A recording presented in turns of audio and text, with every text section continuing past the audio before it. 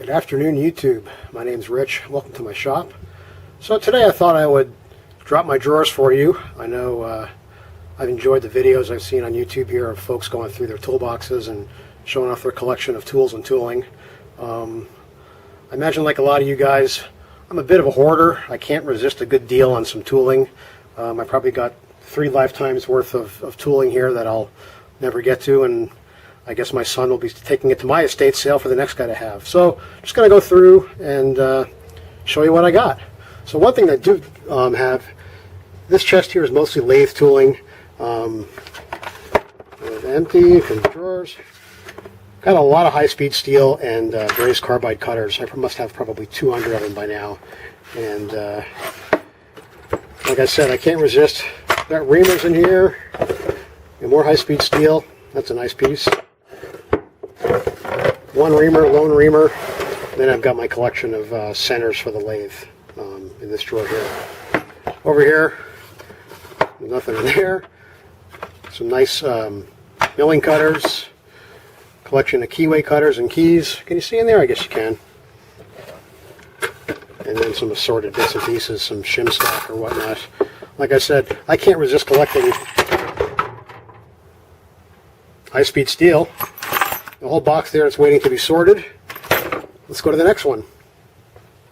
So I'm going to have to go handheld on this for a bit because my tripod is not tall enough here. So this is an old Kennedy chest I picked up, and mostly lathe stuff in here. So I got some drill bushings and bits and bobs, boring bars, various shapes and sizes, shim stock, and these are some, I'm going to forget the name of these. You know what these are. Cut-off tools, more reamers. You never have too many reamers. Got a drawer full of high-speed steel here, no surprise. Like I said, I can't stop buying high-speed steel cutters whenever I see them. You know, if you buy these new from McMaster, they're probably $2 or $3 a piece. If you buy them at an estate sale or a garage sale, they're about 10 cents a pop. So pick those up when you see them. And we got a drawer full of assorted files here. I got a couple boxes of these Grow-based Swiss files last year, and they're really a pleasure to use. All right, I'm going to set the tripod down here. I think I'm getting a bit lower. So this is a box of unknown origin. I think it may have been shop made. The shop I bought this from, the guy had pretty impressive wood shop. I couldn't find any maker's marks or any names on it. It looks like it did originally have a front panel that has long since gone missing. And it's a nice little box. So we got various and sundry center drills, down from little itty bitty tiny ones up to the big A-bomb style monster ones. And here we've got our countersinks, again, large to small. All my threading equipment. Can you see that? Yeah. Thread wires, various thread gauges, and imperial and metric. Got little fishtails, and then I keep most of my my thread and cutting tools in here because there's nothing worse than spending 45 minutes looking through the big box of high-speed steel to try to find the ones that are ground to 60 degrees for threading. So, you know, one side effect, I guess, of my compulsively collecting high-speed steel is I've got hundreds of cutters that are already pre-ground, and consequently, I'm not too good at grinding these tools. I haven't had a lot of practice. Usually I can manage to find one that's ready to go in the shape and size that I need. What do we got here? Some miscellaneous calipers, spare scissors, little knife, nothing too exciting in there. This is my temporary parts storage drawer. When I'm working on something and I've got multiple parts, I have a terrible habit of just setting stuff down, and then I spend 40 minutes looking around where I've set it down. So what I try to do is I try to put sort of already finished or work in progress parts in that little drawer right there. Miscellaneous clamps and snugs for dial indicators.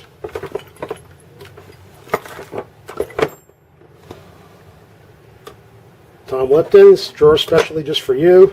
my collection of small hammers, little jeweler's hammers in there. And then down here, we've got the dial indicators. A couple of nice large Mitutoyos. My eyesight's not as good as it used to be, and these large dial indicators are really super handy. I got 2 Mitutoyos, and I also have a pretty nice size Starrett that reads down to half thousandths. This is what I use actually on the lathe quite a bit. I use it in sort of as a carriage stopper, a carriage travadial, if you will. It's a Mitutoyo digital. Unfortunately, when it's mounted on the lathe, it does read sideways, but that's not too big of a problem. And it's a really nice little indicator. I imagine these things are probably $400 when they were new, and you can pick them up on eBay for, I think I paid $25 for this one. Real nice tool.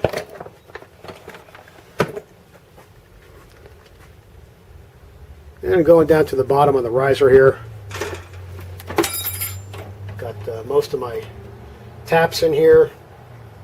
This is something I need to go through these one of these days, sort them out, figure out what I have and what I don't have, and start working on getting this collection filled out. But I got a pretty good variety. I got most of the common sizes in coarse and fine. And then I have a couple of oddballs. Here's one I won't use probably ever.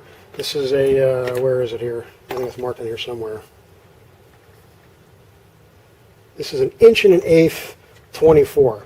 So if you need a real fine, big hole tapped out, that's the guy for you. All right, so that's row number 1.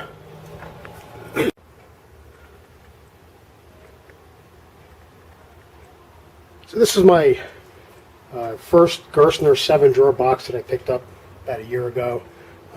You know, it needs a little restoration. It's not perfect. When I got damage on one of the drawers here, but I really like the wooden boxes quite a bit. One of the things I find that since the shop is not heated in the wintertime, you know, I'm always chasing rust, and the tools definitely seem to rust a bit less in the oak boxes than they do in the metal for whatever reason. I guess the wood probably picks up some of the moisture. Box has the cover on the front, slides open. Seems to go missing quite a bit, and I've got sort of odds and ends here. I've got some small clamps here. I have a nice little Brown and Sharp bevel square here. This guy I think is a shop-made bevel square. Oh, that's a Brown and Sharp. There's a handy one if you need to do any diesel truck work. That's the guy you need right there. Some little tiny calipers. And that's that one.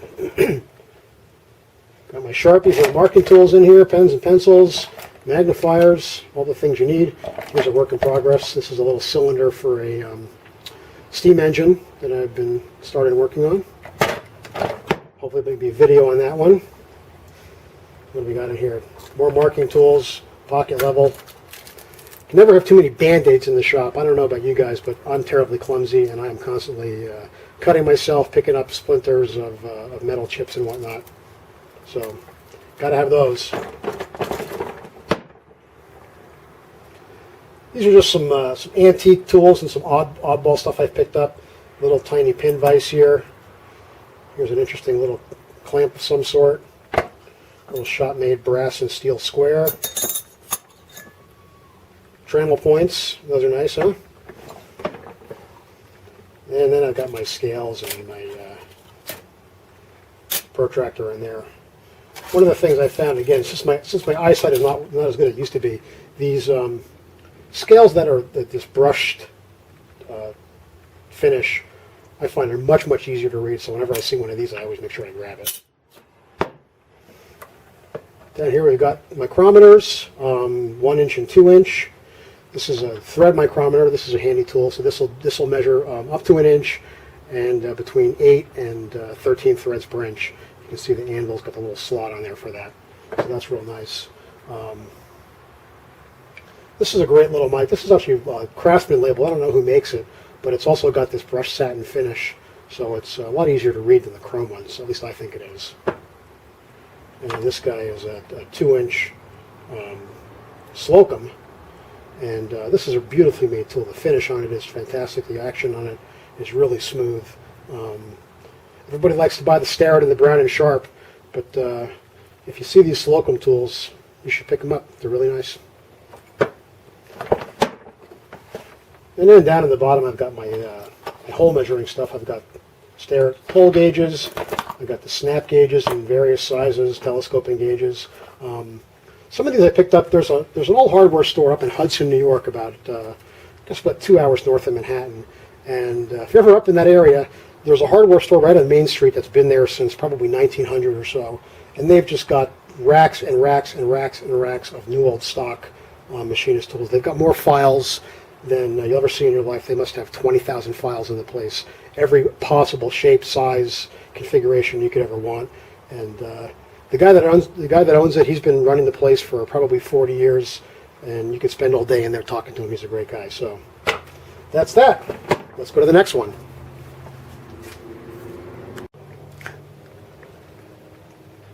By the way, in this union and the Starrett box here, I had nothing in the tops because I don't know if you can see here. I've got a cabinet that's mounted on the wall here that kind of blocks the tops of these. So the tops, unfortunately, are empty, and I'm missing out on some good storage opportunities there. But so far, I'm doing good. I got a couple empty drawers left, so I think I'll make it through the summer of tool acquisitions before I'm going to have to either find some more space for another box or go ahead and get the tops of these free. So this is a Uni box, like I said. We've got my wigglers and center finers in here. Obviously, those are critical for milling work. This is a drawer. These are lathe mandrels. These came from an estate sale down in New Jersey, I guess about a year ago. As far as I can tell, none of these have ever been used. They're all still wrapped in the original vapor anti-rust paper. And I've used these a few times. Nice little tools there. In here I've got various scribes and deburring tools. Nothing too exciting in there. Tweezers. These are great for getting splinters out, doing delicate work. Center punches and regular punches in there. 1 micrometers. Got the, what is this, a Brown & Sharp? Brown & Sharp depth mic. The larger Starrett, what is that, a 3 to 4, I guess. A couple standards and wrenches, various bits and bobs. Nothing in there. And then I've got some more measuring tools in here. I've got a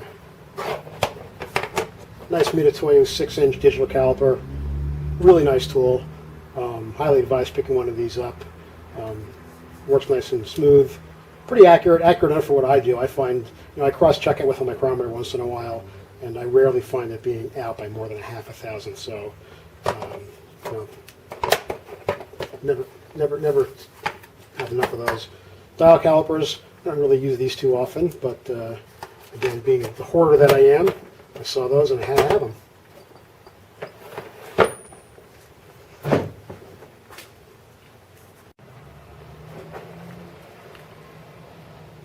All right, so this is my second Gerstner Oak 7-drawer.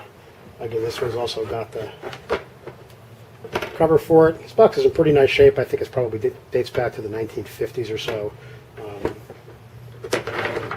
Felt inside this one's all in really good condition. Oh. These are headed off to one of our other YouTube content creators.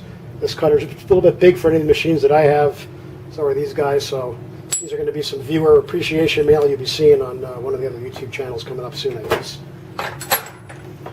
So this actually still got some unsorted stuff in here from when I bought this. This box I bought over the winter, and like I said, winter's not an ideal time to be in the shop here in New York, so we don't get to really get a lot done over the course of that time.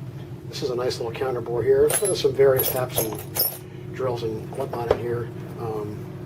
Actually, let me go to the top here real quick. I don't know if you can see inside there. This box, we have a few things in here, some sharpening stones. Nice little book came with this. Nice Starrett speed chart. And cleaning that out and putting that space to good use. All right, let's keep going here. More reamers. Some nice squares. Some of these are, I think this one's actually a shop made. Oh, no, it's not a shop made square. It says Brown & Sharp right on it. That's a Shopmate square. Nice little die maker square. This is a Starrett one.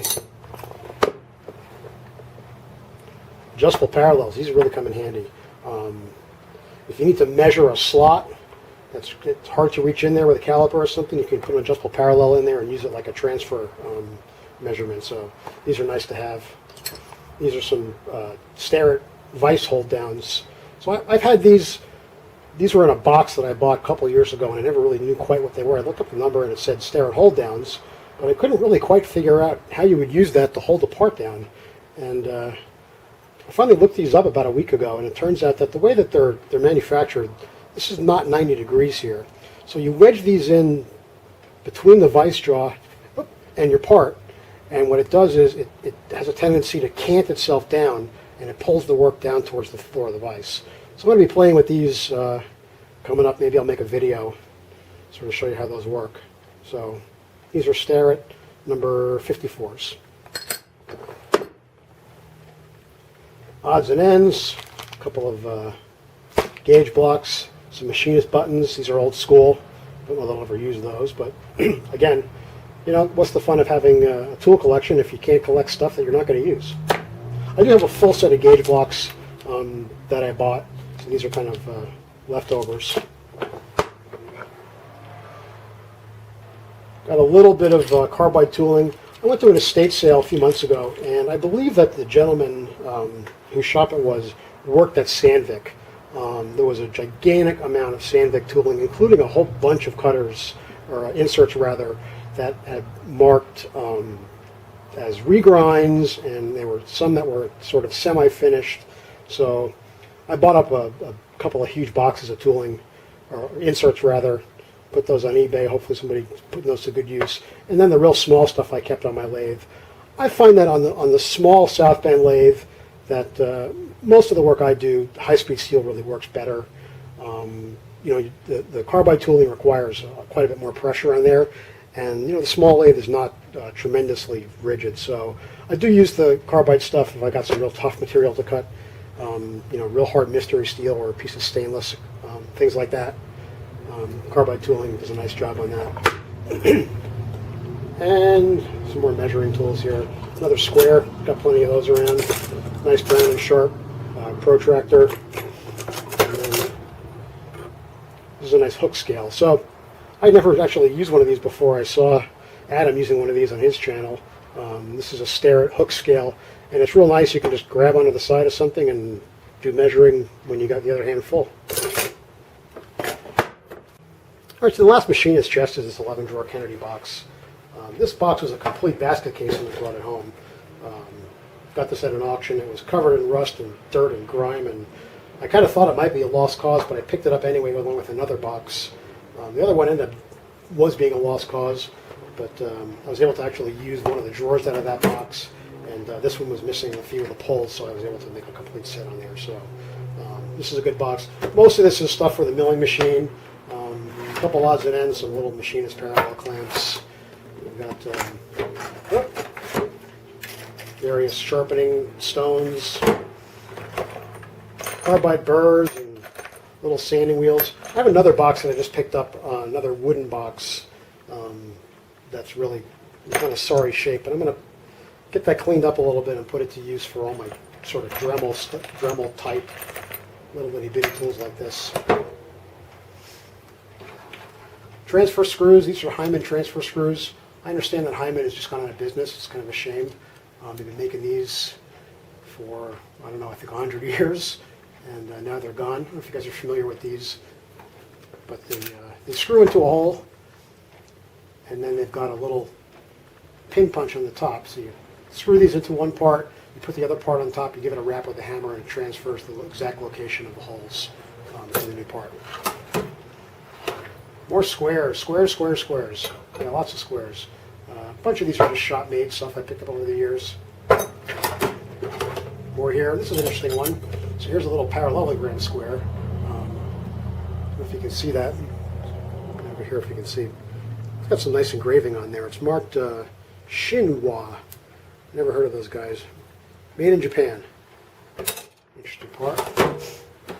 couple of tap wrenches. I have a whole drawer of tap wrenches in one of my mechanics boxes here. Here's a nice little itty bitty stair tap wrench.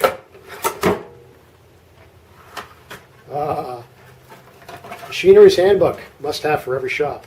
I actually have two of these. I keep one in the house, and I got one out here in the shop. Now, along with that is the South Bend How to Run a Lathe pamphlet. This is great whether you're a beginner or a seasoned lathe master. There's a lot of good information here. A lot of great pictures from the South Bend company. Got out one of those.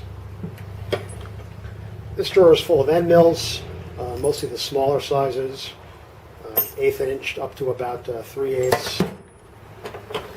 This drawer is full of larger end mills. Some of these are actually a little bit too large for my machines, but they get used. And then on the bottom here, I've got some more indicator parts. This is a nice stainless steel indicator base. I actually have another one of these that I use on the lathe. I made a center height gauge, so I went ahead and put this across the ways, and then I have a bar that rides up and down here, and I've got it set for the exact center height, so I can put it on the ways and bring it up to the tool post and set center height on my tools. So that's comes in handy. It's a nice way to make that. I've got some ball cutting mills in here. Those are nice. More indicators and indicator parts. That guy needs repair. And then I got a box full of angle gauges here. What do you call them? Angle parallels, I guess. Somebody had a surface grinder and they made up a set of these. They're stamped with the maker's initials, and this is a 12-degree one. I got about 20 or 30 of those in here. All right, that's it for the machinist boxes. Just take a quick tour of the mechanics boxes over here, and then we are done. So pardon the mess on top. This is all unsorted. This box is full of kind of odds and ends and leftovers. Cutting tools, a couple of scribes and whatnot here. Files. Screw extractors, or screw breakers in most cases. I don't know about you guys, but I don't have a whole lot of luck with these. But you got to have some. You never know when you're going to need one. Some more lathe mandrels. I almost threw these away. These were in a box that I picked up at an auction, and at the time I had no idea what they were. I thought they were just scrap metal. I noticed that this one was marked with a plus, and there's a size on there somewhere. And I had them sitting in my scrap bin for a few months, and something made me pull them out, and I looked and I said, well, this one's marked Poland on there. Maybe these are actually something. So I set them aside and discovered not too long after that these are lathe arbors. So they're about 1/1000th of an inch fatter on one end than the other, so you can take a gear or something, press it on there, and mount it between centers and do your turning on it. Reserved for future use. From here, razor blades and saws. Allen keys and Allen wrenches. You never have too many of those. So one of my projects for this summer, I think, is to find a way to kind of organize and sort these. I'm all just laying in the box here, and I spend way too much time through here looking for the right size. Wrenches of various sizes, and then I got a drawer full of angle blocks. Obviously, these are really critical if you're going to be setting up anything round in the milling vise. These will hold it for you. I got a whole bunch of different sizes and shapes and styles. Alright, so this one's kind of in a funny spot. I'm going to try to stay away from the camera. Oh! Over here we have a drawer that needs fixing. This guy's full of various punches, pin punches, and things like that. Calipers. Inside, outside, hermaphrodite calipers, rather. Those come in handy. More empty space. Got to buy more tools this summer. Screwdrivers. Dies. Tap handles. Here's a nice one. This is a number 91D Starrett. This is kind of an interesting one. If you need to tap a hole way down deep inside somewhere, this is the one you need. And then I got a couple of smaller tap handles, again down to the little itty bitty guys. Wrenches, wire cutters, wire strippers, miscellaneous goodies. And this is my drawer full of parallels. I went through and kind of organized these about 3 days ago, and it's already starting to get disorganized. I really got to find a better way of storing these. I like to obviously keep them, together in pairs. But I also have a tendency to grab one out for something, and then it takes me 5 minutes to go find where it needs to go back again. So if anybody has any good ideas about how to organize and store parallels, I'd love to hear about it. All right. Almost done.